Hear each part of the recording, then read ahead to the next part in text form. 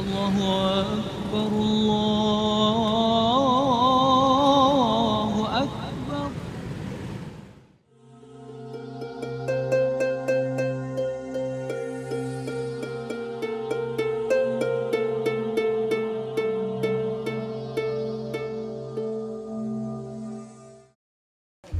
Jemparingan.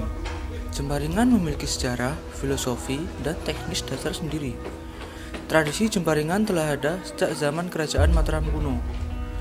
Jemparingan bahkan dijadikan perlombaan wajib di kalangan prajurit wilayah kerajaan kala itu. Namun, seiring berkembangnya zaman, tradisi ini mulai dimainkan oleh rakyat biasa sebagai bagian dari hiburan dan juga pelestarian budaya yang sangat berharga. Tradisi panahan ini terus bertahan meski dalam beberapa waktu sempat meredup dan jarang dimainkan lagi. Dan kini jemparingan kembali muncul dan diminati oleh generasi muda. Begini, jemparingan itu adalah sesuatu kegiatan olahraga. Di samping itu olahraga yang mempunyai makna karena ini terkait dengan pembentukan karakter atau watak. Jemparingan itu di samping untuk olahraga ada muatan itu pembentukan karakter. Dalam hal ini adalah pamentanging gandewa, pamantenging cipta.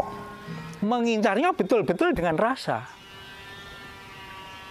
Jadi mentang gandewa, manteng cipta. Cipta itu nyet rasa hati kita tujukan ke sana. Nah, ini hubungannya dengan tata krama. Ya. Duduk bersila seperti ini adalah tata krama. Dalam peperangan dahulu Sultan Hamengkubuwono yang pertama jelas itu yang menggunakan jemparing itu.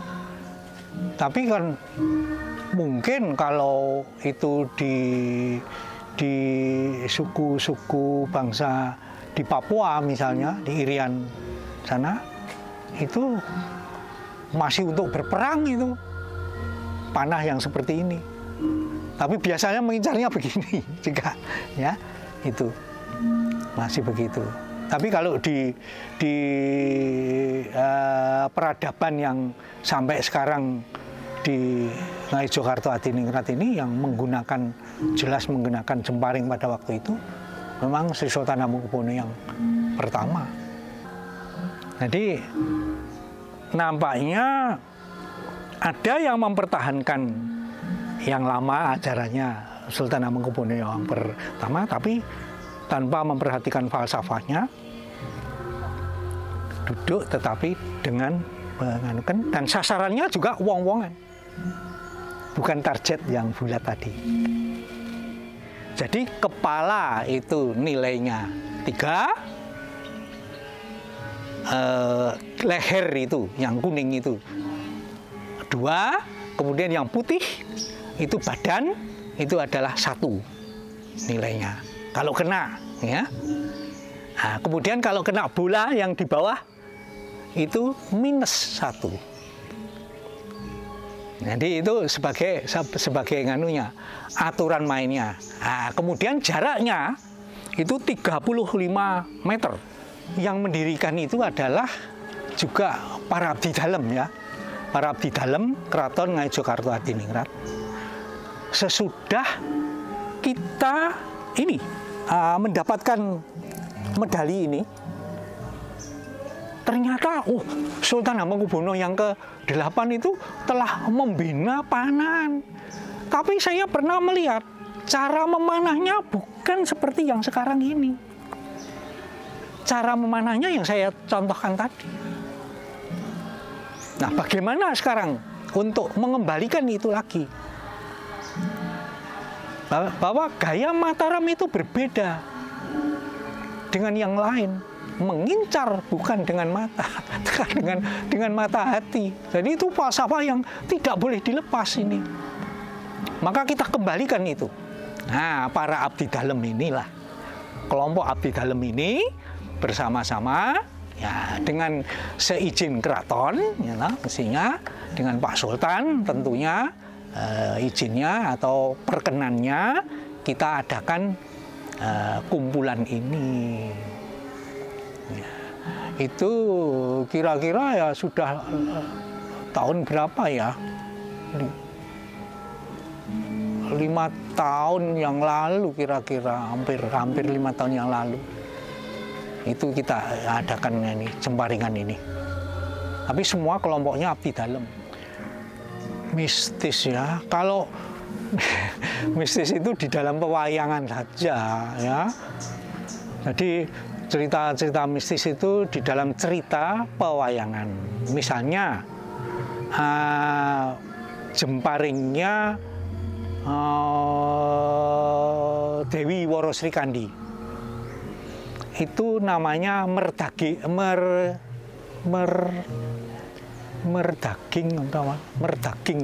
namanya itu. Jadi itu kalau setiap menarik busur begitu, itu dia merdaging kena nono kae sasaran kae. Terus kayak diperintah yang namanya itu anak panah itu meluncur dengan perintah tadi. itu dalam cerita-cerita.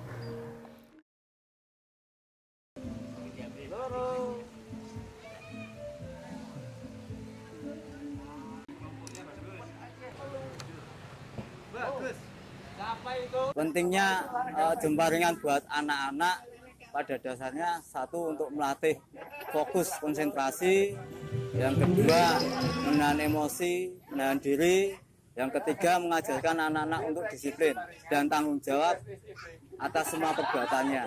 Jadi ketika anak-anak melepaskan anak panah, dia pasti akan ngambil. Nah itu wujud apa yang diperbuatnya itu adalah melepas anak panah, mengambilnya itu adalah tanggung jawabnya. Kalau minat dan antusias anak-anak sangat besar sekali. Kenapa saya bilang sangat besar sekali? Karena mereka mendapatkan suatu mainan baru, di mana mungkin di rumah tidak didapatkan, ataupun selama ini cuma mengenal dari gambar, film, ataupun game. Tapi ketika mereka jadi pelaku, mereka sangat berminat sekali. Peran serta kami mendampingi. Jadi biasanya kami tidak hanya melihat, tidak hanya meninggalkan anak-anak, kemudian kami serahkan kepada para guru atau pada para pendamping di sini. Tidak seperti itu, tapi kami ikut mendengarkan. Jadi kami ikut mendengarkan instruksi, kemudian teknik, cara yang tepat, bagaimana posisi duduk yang tepat, posisi nginceng yang tepat. Ketika orang tua itu tahu, harapannya adalah pada saat geladen, jadi geladen itu adalah semacam pertandingan persahabatan ya, kami menamakannya seperti itu karena bukan semacam kompetisi seperti yang di panahan-panahan biasanya. Jadi di sini lebih ke kayak latihan bersama seperti itu. Nah, so I will tell you, when I had watched it before, I thought it was no problem. Oh, it looks easy. And then just now when I was doing it, when I was practicing for the first time, it was so hard. It was like the muscles that it requires to hold and like precision, and especially with such a kecil target, it's absolutely amazing that people are so good at it. But yeah, it's very impressive, and it's not as easy as it looks, but it takes a lot of patience to get good.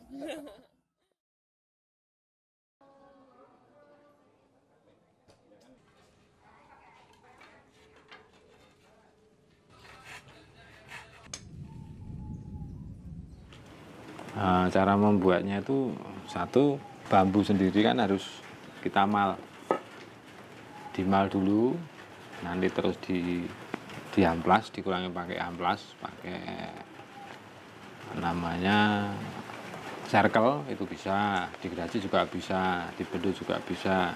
Kedua, di cengkolannya sendiri dimal dulu, nanti digeraji. Habis digeraji nanti dipatar, dibentuk.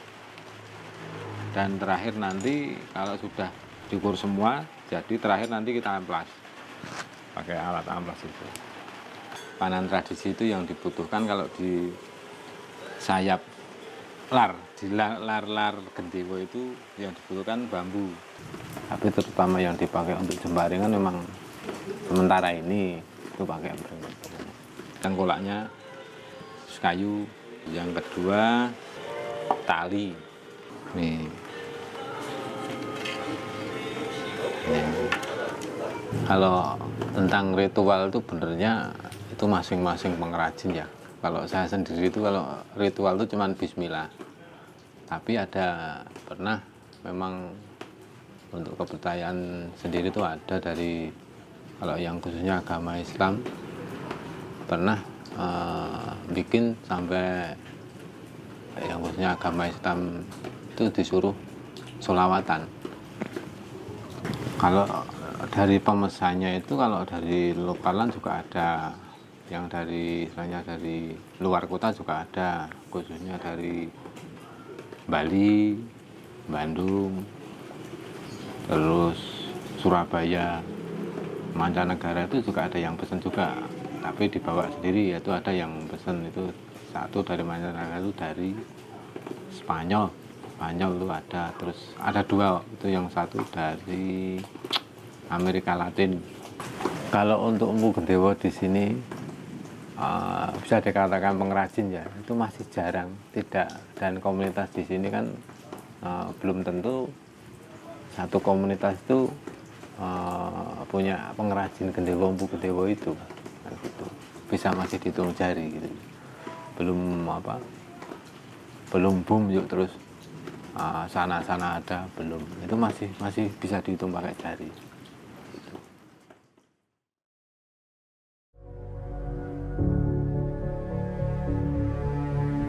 Jembaringan adalah harta berharga yang dimiliki Indonesia.